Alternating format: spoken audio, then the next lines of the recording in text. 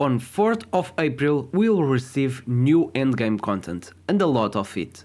In this video I'm covering all of that and explain what to expect. In this new patch you will be able to find wisps, not just in game but also in campaign. In endgame we can find a new endgame map, full of wisps, the Azmeri Rangers. In these maps you can find different wisps. The wisp of the Great Bear will grant enemies extra life and stun. The wisp of the Winter Hole will cause enemies to deal extra cold damage, gain energy shields and release wind vortices on that.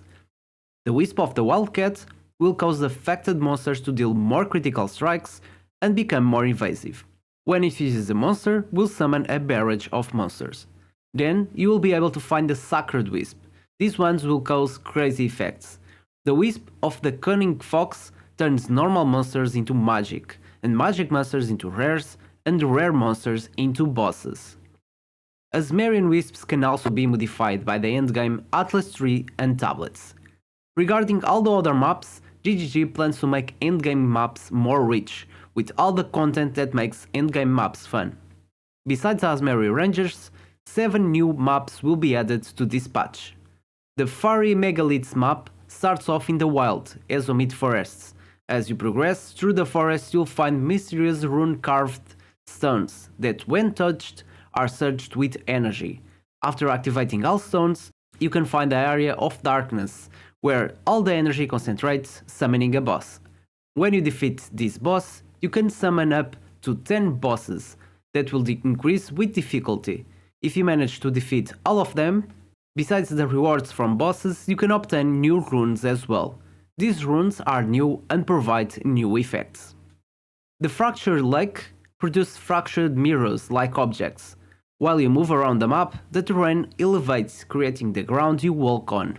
In this map, all rare monsters are mirrored, so you will be fighting 2 of the same rare at all time. If you manage to overcome that map, you will be presented with a broken mirror. This broken mirror will contain an item, either an amulet or a ring, that can be crafted to have additional prefixes or suffixes.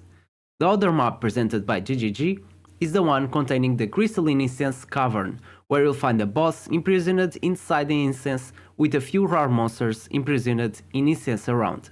By defeating these rare monsters, the greater incenses will be upgraded and added to the imprisoned map boss. Other new exciting content will be rogue exiles. You'll find enemies dressed like you, using the same items like you, and skills like any other players. And these fights will feel like true player versus players match.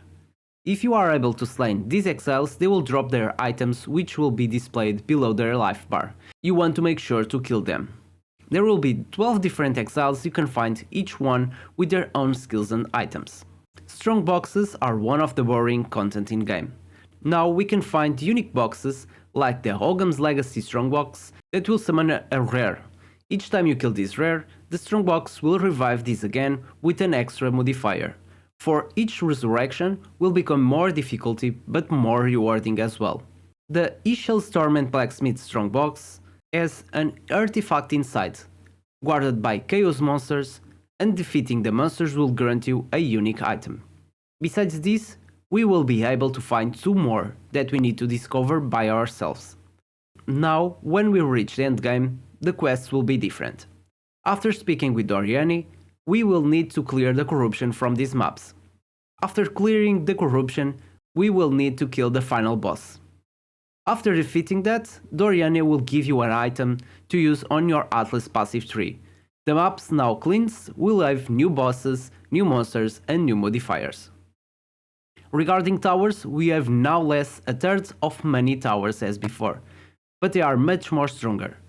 Adding to that, now when using tablets, it will add twice as many mechanics. You can now apply until 3 tablets on each tower, juicing even more those maps. Besides that, towers can now work like as any other map, spawning all the mechanics including bosses.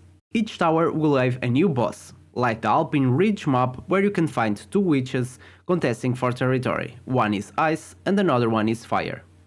The Remnant of Vol will be another boss you can find in a tower. And now will not be so easy to lose a map. With this patch you can now respawn if you die on a map, continuing from where you left off, and you will have 6 total attempts. These attempts will be less depending how much modifiers you're running on a waystone. Besides this, there will be new unique tablets as well, with amazing modifiers. The final thing is recombination. Yes, in this patch we have more crafting. Now we will be able to combine similar weapons and pray for the best from both. These are all the endgame content we can expect on this new patch. Hope you guys enjoyed this video and stay tuned for more. Don't forget to leave that like and subscribe to my channel for more Path of Exile 2 content. Thank you so much for watching and see you next time.